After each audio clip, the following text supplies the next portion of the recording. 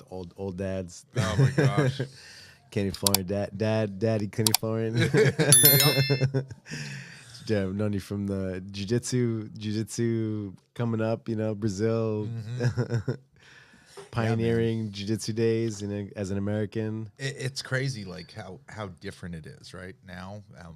But back in the day, it was like if you wanted to train with the best, you had to go to Brazil, and there was Compete with the best. Well, yeah. I mean, it was a very different time. Like I felt like back in the day, if you knew some Brazilian Jiu-Jitsu, it was like a superpower. It was like some kind of magic spell that you had.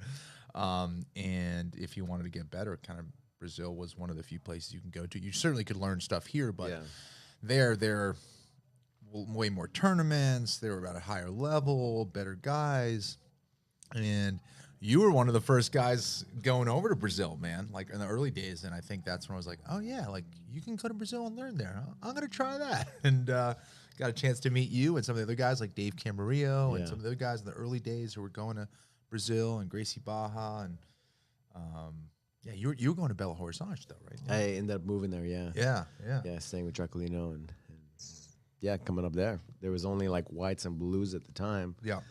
At the Gracie Baja in Rio, it was all like, the who's who of black belts. Yeah. So it was kind of a big jump, and why would you go there if all the guys are here? But Yes. I felt at home there. Right. They made me feel like part of the family, team.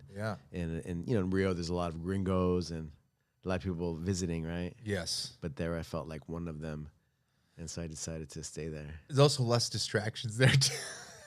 Man, there's plenty of distractions. Well, actually, maybe. Okay, oh gotcha. my god, oh my god. Yeah. Okay, yeah. That's true.